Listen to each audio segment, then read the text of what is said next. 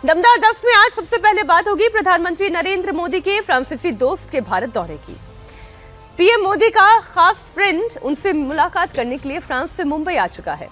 France के राष्ट्रपति Emmanuel Macron 2 दिनों के भारत दौरे पर हैं। मैक्रों कल रात मुंबई पहुंचे, जहां उनका भव्य स्वागत हुआ। आज प्रधानमंत्री मोदी भी दिल्ली से मुंबई जा रहे हैं। यहां उनकी मुलाकात मैक्रों से होगी। राफेल समेत कई महत्वपूर्ण डिफेंस डील पर भी हमारी नजर बनी रहेगी। ये एक ऐसी मुलाकात है जिस पर नजर पड़ोसी देश पाकिस्तान से लेकर चीन तक की है। अमेरिका की भी नजर इस डील पर बनी हुई है। भारत और फ्रांस जब साथ में होते हैं तो फिर इसका असर क्या होता है। मुंबई से आज एक ऐसी ही वर्ल्ड हेडलाइन निकलकर सामने आएगी। प्रधानमंत्री नरेंद्र मोदी ने इस मुलाकात को लेकर कैसे उत्साह जाहिर किया वो आपको बता दें। भारत दौरे को लेकर मैक्रों ने एक सोशल मीडिया पोस्ट एक्स पर लिखा। उन्होंने कहा कि 3 दिनों में भारत के साथ कई अहम मुद्दों पर बात होगी, जिसके जवाब में पीएम मोदी ने लिखा कि भारत में आपका स्वागत है। भारत आपकी यात्रा का बेसब्री से इंतजार कर रहा है और हमारे द्विपक्षीय संबंधों को लेकर नई ऊंचाइयों पर ले जाने के लिए भारत तत्पर है। आगे मोदी ये कहते हैं कि मुझे विश्वास है कि हमारी चर्चाएं विभिन्न क्षेत्रों में सहयोग को और मजबूत करेंगी, वैश्विक प्रगति में योगदान करेंगी। मुंबई में और बाद में दिल्ली में मिलते हैं प्रिय मित्र इमैनुअल मैक्रों। राकेश जी, ये मुलाकात हम जानते ही हैं और भारत जिस तरीके से तमाम देशों के साथ अपने रिश्तों को मजबूत करता जा रहा है।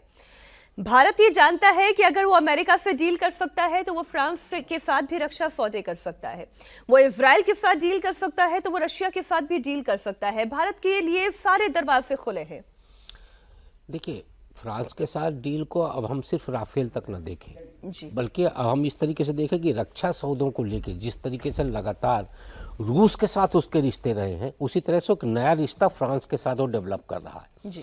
दूसरा जो सबसे इम्पोर्टेंट बात है वो ये है कि फ्रांस के साथ वो सिर्फ अब खरीदार नहीं रहना चाहता जी, बल्कि अब वो उत्पादक भी बनना चाहता है। तो आप देखिए, जिन जिन देशों के साथ भारत के डील हो रही हैं उन सारे देशों के साथ भारत एक कमिटमेंट जरूर लेके चल रहा है कि अब हम उत्पादक भी बनेंगे, यानी आपकी जो टेक्निक होगी उसको भी हम साझा करेंगे। ये एक सबसे महत्वपूर्ण विषय ये है कि भारत आत्मनिर्भर होने की दिशा में जिस तरीके से एक संकल्प लेके भारत चल रहा है, मुझे लगता है हर सेक्टर पे भारत खुद को मजबूत करने के लिए है। और इसी में आप फ्रांस की जो अपन डील देखेंगे, उस डील में इस बार का जो सबसे महत्वपूर्ण हिस्सा है वो ये है कि अब टेक्नोलॉजी भी आपस में साझा होंगी। जैसे इजराइल के साथ हुआ, इजराइल अब ये बोला कि भारत में हम प्रोडक्शन करेंगे मिलके, तो आने वाले समय में मुझे लगता है कि फ्रांस और भारत मिलके भी इस प्रोडक्शन के रक्षा प्रोडक्शन के क्षेत्र में आगे बढ़ेंगे। राफेल में भी अवधेश जी भी हमारे साथ अब स्टूडियो में आ चुके हैं। अवधेश जी, बहुत स्वागत है आपका।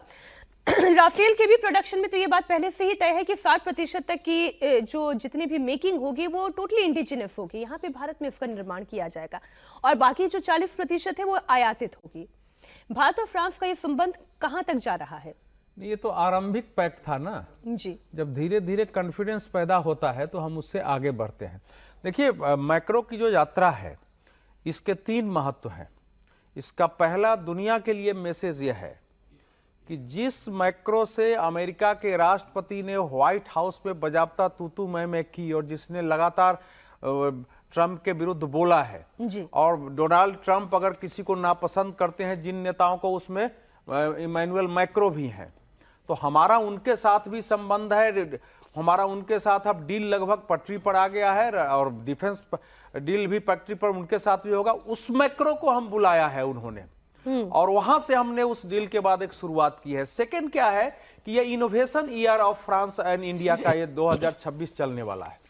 जो तीसरा है, जो हैमर जो खासकर हेलीकॉप्टर है ना जी, उसके निर्माण पर एक समझौता होगा। जो आपने पूछा है 36 हमने पहले लिया था, 36 पहले लिया था। इस बार भी जो है समझौता उसमें 96 भारत 114 में 96 भारत में बनेगा और बाकी जो 18 है वो भेजेंगे।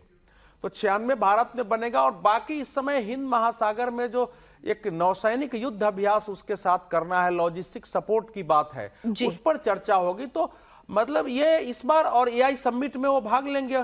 16 से 19 तक की उनकी लंबी यात्रा है। फिर शाम को प्राइम मिनिस्टर के साथ जो वर्ल्ड भर के सीईओ आए हैं उनके साथ दोनों की मीटिंग है। तो यहां से जैसा राकेश जी बता रहे थे कि एक भारत ने अपना एक जो होता है कि कहीं एक जगह सेंट्रलाइज रहने से हमने अपने डिफेंस के भी, रणनीति के भी, ये साथ ही साथ जो हमारे टेक्नोलॉजी ट्रांसफर का पोजीशन है, बाकी सबको हमने उसका विविधीकरण किया है अलग अलग देशों के साथ। अच्छा, प्रधानमंत्री नरेंद्र मोदी आज मुंबई में मैक्रो से मुलाकात तो करने वाले हैं, लेकिन इससे पहले कल उनकी एक बड़ी इंपॉर्टेंट मुलाकात हुई थी।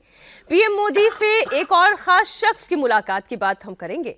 मुस्लिमों के बड़े धार्मिक नेता और ग्रैंड मुफ्ती शेख अबू बकर अहमद ने प्रधानमंत्री मोदी से मुलाकात की। दोनों के बीच सामाजिक सद्भाव, भाईचारे और शिक्षा सुधार जैसे मुद्दों पर चर्चा हुई। ग्रैंड मुफ्ती शेख अबू बकर अहमद को कांतापुरम एपी अबू बकर मुफ्लियार को कहा जाता है। फिलहाल देश के 10वें ग्रैंड मुफ्ती हैं। उनका ताल्लुक केरल से है। उन्होंने कोझिकोड में जामिया मरकज की स्थापना भी की है। अबू बकर ऑल इंडिया सुन्नी जमीयतुल उलेमा के महासचिव हैं और उनकी गिनती दुनिया के 500 सबसे प्रभावशाली मुस्लिम नेताओं में होती है। इस मुलाकात की तस्वीरें मैं आपके सामने रख रही हूं। ऐसे मौके पर राकेश जी, ये मुलाकात होना, जब हम जानते हैं कि कहां दक्षिण में चुनाव भी है, हम जानते हैं कि मुसलमानों के साथ प्रधानमंत्री नरेंद्र मोदी कितना भी विकासशील राजनीति को वो आगे बढ़ाते रहे, लेकिन क्या उतना सपोर्ट बीजेपी को और प्रधानमंत्री मोदी को मिलता है? इन दोनों लिहाज से ये मुलाकात, देखिए, मुझे नहीं लगता कि ये वोट की राजनीति का हिस्सा है। दरअसल जो ग्रैंड मुफ्ती की आप बात कर रहे हैं, ग्रैंड मुफ्ती सुन्नी मुस्लिम समाज में शिक्षा और सद्भाव पे चलने वाले व्यक्ति हैं। यानी सुन्नियों में इस टाइप से मिलना बड़ा कठिन होता है और माना जाता है कि बहुत कट्टर होते हैं, लेकिन ये सुन्नी में होने के बाद भी लिबरल हैं और इनका मुख्य उद्देश्य है कि किसी भी तरह से मुस्लिम समाज को शिक्षित किया जाए और सद्भावपूर्ण किया जाए। ये पहले ऐसे मुस्लिम नेता है जिनका ये कहना है कि भारत में अल्पसंख्यक असुरक्षित नहीं है, जबकि आपने अक्सर राजनीतिक लोग या तमाम कट्टरपंथी नेताओं के मुंह से आपने सुना होगा कि भारत में अल्पसंख्यक असुरक्षित है, लेकिन ये पहले व्यक्ति हैं। दूसरा, यदि राजनीतिक दृष्टि से आप देखिए तो केरल से जुड़े हुए हैं, कोझिकोड से जुड़े हुए हैं, जहां इन्होंने सबसे बड़े शैक्षणिक संस्था की स्थापना की है जी। तीसरा, यदि आप देखें तो भारत के अंदर इन्होंने कई शैक्षणिक संस्थाएं और अनाथालय खोल के रखे हुए हैं, जहां मुस्लिम समाज के लोगों को बढ़ावा दिया जाता है, शिक्षित भी किया जाता है और उनको संरक्षण भी दिया जाता है। इस लिहाज से यदि हम देखा जाए तो मोदी जी की सोच और ग्रैंड मुफ्ती की सोच कहीं ना कहीं पॉलिटिकल की जगह पे सोशल सेक्टर पे एक होती हुई दिखाई। आप ये कह रहे सोशल सेक्टर पर एक है, लेकिन मुझे वो केरल और कोझिकोड दिखाई दे रहा है अवधेशी, इसलिए मुझे इसमें इसका राजनीतिक पहलू दिखाई दे रहा है। नहीं, राजनीतिक पहलू इसका उतना महत्वपूर्ण नहीं है, क्योंकि यह स्पष्ट मानना चाहिए कि भारत के मुसलमान, खासकर सुन्नी मुसलमान, अभी भारतीय जनता पार्टी को वोट देने वाले नहीं है। ये चाहे उनका जितना विकास कर दे, जितना कल्याण का काम कर ले, इस नहीं, लेकिन देश की बात रखनी। देखिए क्या है कि मुसलमानों में लंबे समय तक एक नेशनल ग्रैंड मुफ्ती का पद रहा है। वो मुस्लिम काल में रहा, मुगल काल में रहा है। तो अभी हमारे देश में क्या है कि अलग अलग मुद्दों पर अलग अलग मुसलमान नेता मत व्यक्त करते हैं और उसके कारण देश से भी एक मैसेज गलत जाता है। वैसे तो ग्रैंड मुफ्ती की नियुक्ति कायदे से जो इस्लामिक देश होते हैं वहां सरकार करती है, जो सबसे बड़े मुफ्ती होते हैं। हमारे देश में इस्लामिक हमारा देश नहीं है। हालांकि पहले से एक सुझाव होता था कि एक ग्रैंड मुफ्ती भारत में होना चाहिए जो बोले किसी मुद्दे पर और फिर वो सबके लिए मान्य और सरकार उस पॉलिसी को फॉलो करे। तो इनके जो मामला है, जैसा इन्होंने बताया कि ये एक मुसलमानों के अंदर भी जितने इन्होंने शिक्षा संस्थान, कल्चर सेंटर सारे बनाए हैं और इनकी बात का महत्व 2019 में इनका चुनाव हुआ था, गरीब नवाज सम्मेलन रामलीला मैदान में था, वो मुझे ध्यान में भी है।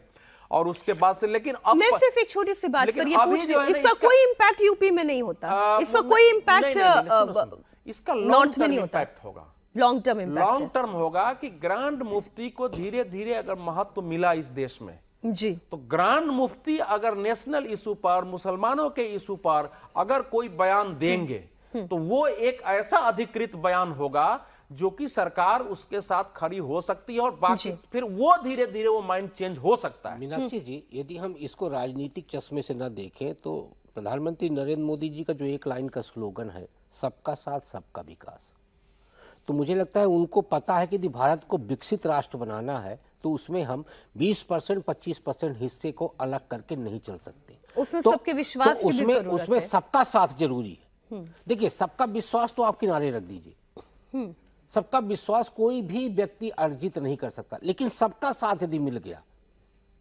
तो सबका साथ होने से सबका विकास होगा। तो हालांकि दोनों में मुझे मतलब बहुत बहुत बारीक सी रेखा है। हम बात बांग्लादेश की कर लेते हैं क्योंकि यहां पर भी बात विश्वास की ही है। बांग्लादेश को 35 साल के बाद आज पुरुष प्रधानमंत्री मिलने जा रहा है। बीएनपी प्रमुख और खालिदा जिया के बेटे तारिक रहमान की आज ताजपोशी है। उन्हें शाम 4 बजे शपथ दिलाई जाएगी। शपथ ग्रहण समारोह में शामिल होने के लिए प्रधानमंत्री मोदी को न्योता भेजा गया था, लेकिन पीएम मोदी की जगह स्पीकर ओम बिरला शपथ ग्रहण समारोह में शामिल होने के लिए पहुंचेंगे। 17 साल के निर्वासन के बाद 25 दिसंबर को तारिक रहमान की वापसी हुई थी और अब बांग्लादेश की जनता ने उन्हें प्रधानमंत्री के तौर पर स्वीकार किया है। वो प्रधानमंत्री बनने जा रहे हैं, लेकिन हमारे लिए जो एक बड़ा कंसर्न था कि कहीं जमातियों के हाथ में ये कमान ना चली जाए, वो नहीं हुआ है। एक डेमोक्रेटिक फ्रंट पर क्या तारिक रहमान अब रहते हैं या नहीं रहते हैं, परस्पर सहयोग सबका वो रखते हैं या नहीं रखते हैं, और उसी में बात आती है अवधेश जी की परस्पर विश्वास भी भारत के साथ वो रखते हैं या नहीं रखते हैं। सब कुछ इसी पर डिपेंड करता है। नहीं, अभी इस समय कहना कठिन है, लेकिन चूंकि वो निर्वासन की जिंदगी जिया है, उन्होंने 17 वर्ष तक वो विदेशों में रहे हैं, वहां से लौट के आए हैं और अभी तक भारत को लेके जो उनके बयान है उसमें जो उनकी माताजी और उनके मिली जुली जो शासन में होता था उस टाइप के बयान नहीं है। सामान्यतः बीएनपी का शासन भारत विरोधी शासन के रूप में रहा है। सबसे प्रॉब्लम होती थी कि हमारे नॉर्थ ईस्ट के जो अलगाववादी आतंकवादी संगठन है उसके लिए एक सेफ हेवन जैसा वो होता था जी। और वो खालिदा जिया के आने के बाद तो जाके उस पर जो है ये हमारी जो तो अवामी लीग के शासन में आने के बाद फिर उस पर कार्रवाई होती थी। तो और वो हमेशा कट्टरपंथ को बढ़ावा, पाकिस्तान के साथ संबंध बनाना, ये सब उनकी कोशिश रही है और यहाँ तक कोशिश हो गई थी कि हमारे पूर्व प्रधानमंत्री मनमोहन सिंह को एक बार सार्क यात्रा तक रद्द करनी पड़ी थी, जो स्थिति पैदा हो गई थी दोनों के बीच में। बावजूद इस समय उनको मालूम है कि भारत के साथ हमारे संबंध बांग्लादेश के भविष्य के लिए कितने अच्छे हैं, क्योंकि आपका जो शपथ लेने से पहले तो उन्होंने यही कहा कि हम भारत के साथ अपने संबंध अच्छे करने चाहते हैं। उन्होंने बुलाया है ना, देखो जिन देशों को बुलाया, पड़ोसी के अलावा 8 मुस्लिम देशों को उन्होंने आमंत्रित किया और 5 जो हम पड़ोसी देश हैं, नेपाल है, भूटान है, श्रीलंका है, हम है और चीन है, तो 5 पड़ोसी देशों को बुलाया है। बाकी उन्होंने 8 मुस्लिम देशों को बुलाया है प्रमुखता से। तो अभी दिखाई देगा, लेकिन भारत ने चूंकि उनके साथ खालिदा जिया की मृत्यु में उनके अंतिम यात्रा में हमारे विदेश मंत्री वहां शामिल हुए थे, उन्होंने मुलाकात की थी, एक बड़ी बात होती है क्योंकि सामान्यतः प्रधानमंत्री या वैसे की मृत्यु पर हम जाते हैं। तो अभी हमको इसको देखना पड़ेगा, लेकिन ये मान के चलना चाहिए कि यूनुस के समय की जो स्थिति थी कम से कम उससे दोनों देशों के संबंध थोड़ा पटरी पर आएंगे। अच्छा, मोहम्मद यूनुस से जुड़ी हुई खबर आपको बता दें, जाते जाते वो जहर उगलते हुए गए हैं। आज बांग्लादेश सरकार गठन का दिन है, मोहम्मद यूनुस की विदाई का भी दिन है। तानाशाही की विदाई तो हो गई है, लेकिन जाते जाते मोहम्मद यूनुस ने कैसे जहर उगला वो मैं आपको बता दूं। अपने विदाई भाषण में उन्होंने राष्ट्र के नाम संदेश में 7 सिस्टर्स का जिक्र किया। हालांकि मोहम्मद यूनुस भारत का नाम नहीं ले रहे हैं, लेकिन 7 सिस्टर और कहां है, वो भारत में ही तो है। उन्होंने अपनी मंशा जग जाहिर कर दी है। आप सुने उन्होंने क्या कहा। সমুদ্র কেবল ভৌগোলিক সীমারেখা নয়, এটি বাংলাদেশের জন্য বিশ্ব অর্থনীতির সঙ্গে যুক্ত হওয়ার উন্মুক্ত দরজা। নেপাল, ভুটান ও 7 সিস্টার্সকে নিয়ে এই অঞ্চলে অর্থনৈতিক সমৃদ্ধির বিশাল সম্ভাবনা রয়েছে। অর্থনৈতিক অঞ্চল, বাণিজ্যিক চুক্তি ও শুল্কমুক্ত বাজারে প্রবেশের সুযোগের মধ্য দিয়ে এই অঞ্চলে একটা বৈশ্বিক উৎপাদন কেন্দ্র হিসেবে গড়ে ওঠা শক্তিশালী ভিত্তি প্রতিষ্ঠিত হবে। अब राकेश जी, जिस 7 सिस्टर की बात कर रहे हैं वो ये चीन को कह रहे हैं कि हमारे पास एक बहुत बड़ा मौका हो सकता है, बहुत बड़ा अवसर हो सकता है वहां तक पहुंचने का, भारत का नाम नहीं ले रहे हैं। कहना क्या चाहते हैं? देखिए, आप याद करिए कि 2025 में एक नक्शा जारी हुआ था, सल्तनत एक ग्रेटर बांग्लादेश, और उस ग्रेटर बांग्लादेश का जो नक्शा जारी किया था जिस संगठन ने, उस संगठन को फंडिंग करती थी यूनुस की बेटी। तो आप ये उससे अंदाजा लगाइए कि इनकी सोच क्या है। फिर जब यूनुस चीन गए थे तब उन्होंने क्या बात किया था, चाइना को कहा था कि आप बांग्लादेश के रास्ते से, भारत का नाम नहीं लिया था उन्होंने कहा था जो 7 सिस्टर्स क्षेत्र हैं वहां आप आराम से घुसपैठ कर सकते हैं। तो जो आदमी इतने समय से कट्टरता की फसल को पल्लवित कर रहा हो बांग्लादेश में, वो जाते जाते कैसे खलिहान छोड़ के जाएगा? वो कुछ ना कुछ तो बीज बो के जाएगा ना। तो जाते जाते यूनुस वही एक कट्टरतापूर्ण स्थितियों को रखना चाहते हैं, और इसीलिए उन्होंने फिर से बिना भारत का नाम लिए सेवन सिस्टर का नाम लिया। क्यों? क्योंकि वो चाहते हैं कि बांग्लादेश और भारत के बीच में जो एक टकराव है वो बने रहना चाहिए। इसलिए वो टकराव की स्थितियों को बरकरार रखने के लिए वो जो एक किसी भी तरह से वो नहीं चाहते कि वो जो ईंट, जो बुनियाद पड़ी हुई है कट्टरता की, वो बुनियाद हटे। और इसीलिए आप देखिए, जब वो सत्ता में आए, सत्ता में आने के बाद उन्होंने सबसे ज्यादा किसको प्रोत्साहित किया? जमात-ए इस्लामी को, एनसीपी को। एनसीपी के नेता क्या बोलते थे दिसंबर 2025 में? दिसंबर 2025 में उन्होंने साफ साफ कहा था कि हमको ग्रेटर बांग्लादेश बनाना है। तो यूनुस किसको पोषित कर रहे थे? कट्टरपंथ को।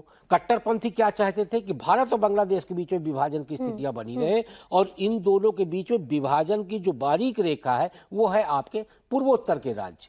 तो इसलिए बार बार जो यूनुस जाते हुए भी उस पूर्वोत्तर के राज्य को कुरेदते हुए गए। और वहां की राजनीति में भी उन्होंने एक देश का एक लक्ष्य अपने हिसाब से दे दिया कि बीएनपी अगर बाएं जाएं दाएं जाएं तो ये इशू बने, और मेरी फिर से रिटर्न होने की या भविष्य के राष्ट्रपति बनने की भी संभावना बनी रहे।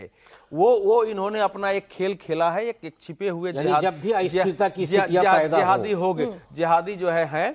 और ये एक इंटरनेशनल लॉबी भी इस समय काम कर रही है। ऐसा नहीं है कि वो चाहते हैं कि बांग्लादेश भारत के रिश्ता सुधर जाए, जो इस समय दुनिया भर का नियो लिफ्ट और नियो लिबरल है, जो एक पूरा जिहादी एलिमेंट्स है वर्ल्ड लेवल पर, उस सब की एक कोशिश है। उसके चेहरे के रूप में वो बैठे हुए, हमेशा ध्यान रखिए, वो बीच बीच में बयान देते रहेंगे, और भविष्य का राष्ट्रपति बनने की उनकी एक कोशिश है।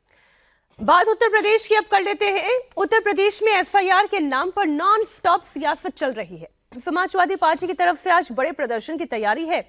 सपा विधायक आज लखनऊ में चुनाव आयोग के दफ्तर के बाहर प्रदर्शन करेंगे। फॉर्म 7 में गड़बड़ियों को लेकर चुनाव आयोग के अधिकारियों को ज्ञापन भी सौंपेंगे।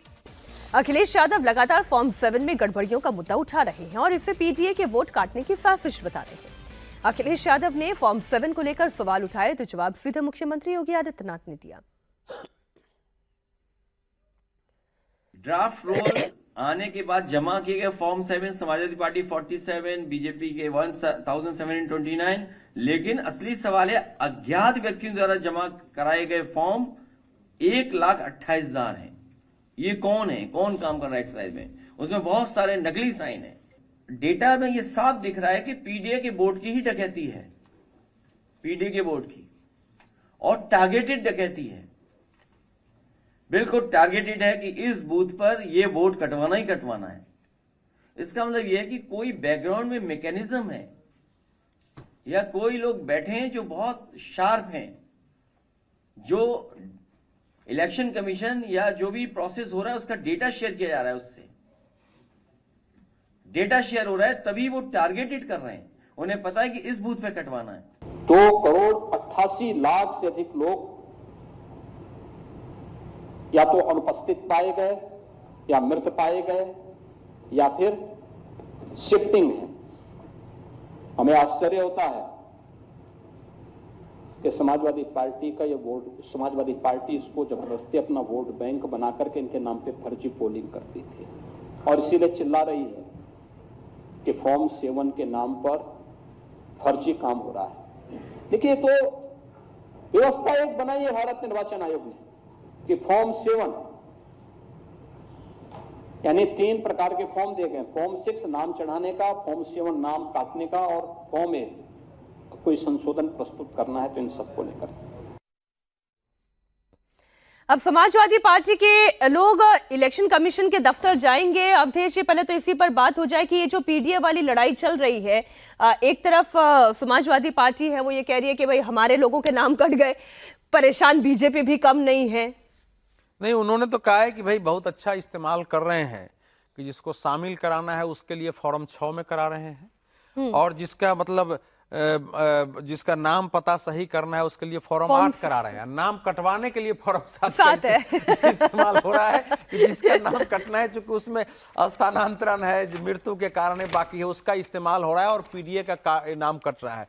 देखिए वो जो उठा रहे हैं वो तो एक पॉलिटिकल इशू है, निश्चित रूप से बहुत बड़ा पॉलिटिकल इशू उन लोगों ने बनाया है और एसआईआर को मुद्दा ये लोग बना रहे हैं, चुनाव तक बनाएंगे, जीत जाएंगे तो शांत हो जाएंगे, हारेंगे तो एसआईआर का मुद्दा रहेगा। ममता बनर्जी ने इतना उठा दिया है, जब कोलकाता में जाके ममता बनर्जी से मिल करके आए हैं तो जाहिर है कि एसआईआर को बड़ा मुद्दा बनाना ही है। लेकिन यूपी में जितनी बड़ी संख्या में एसआईआर से लोगों के नाम कटे हैं, नहीं मिल पा रहे हैं, वो बहुत डरावना है। क्योंकि एक एक क्षेत्र से 4-4 लाख लोगों के नाम, आपके साहिबाबाद क्षेत्र से मुझे पता चल रहा है 4.5 लाख लोग नहीं मिल रहे हैं और 4.5 लोगों की एक विधानसभा क्षेत्र से, और उसकी तलाश जारी और नहीं मिल रहे हैं। उसमें क्या होता है, कई बार कोई रिक्शे वाले हैं, कोई सब्जी बेचने वाले हैं, कोई ठेला चलाने वाले हैं, एक एड्रेस में एक गांव का आदमी है, कहीं का शहर का है, वहां सबने अपना अपना बनाया और फिर जगह जगह चले गए। अब उनका कहां गए हैं उसका पता नहीं चल रहा है, तो वो एक समस्या वहां है, इसलिए चुनाव आयोग बार बार बढ़ा रहा है। लेकिन अखिलेश जी का लेकिन वहां तो बढ़ा रहा है, बंगाल में तो बढ़ाने की सीमा भी नहीं है। बहुत क्विक कमेंट सर। लोग बहुत सीरियस हैं, फॉर्म भरा के अपने लोगों को पूरा शामिल भी करवा रहे हैं और पूरा वो कोशिश भी कर रहे हैं कि एक आदमी उनका छूटे नहीं। ये ठीक है, पॉलिटिक्स भी कर रहे हैं और अपना काम भी कर रहे हैं। राकेश जी, नहीं देखिए, मुझे लगता है कि पॉलिटिक्स ज़्यादा हो रही, काम अंदरूनी तौर पे समाजवादी पार्टी बहुत व्यवस्थित तरीके से कर रही, तृणमूल और समाजवादी पार्टी दोनों। मैं इसलिए कह रहा हूँ कि उत्तर प्रदेश में 1,48,000 बीएलए हैं समाजवादी पार्टी के। 1,48,000 बीएलए वाली पार्टी अपने लोगों का नाम नहीं जुड़वा पा रही, ये कहना तो बहुत थोड़ा सा कठिन लगता है। क्योंकि बीएलए नियुक्त क्यों होते हैं? इसलिए होते हैं कि आपका एक भी मतदाता छूटने न पाए, यानी आपका कोई भी मतदाता, और मतदाता को वो बीएलए जो है पूरा पहचान के चलता है, क्योंकि उसके पास 500-700 लोग रहते हैं।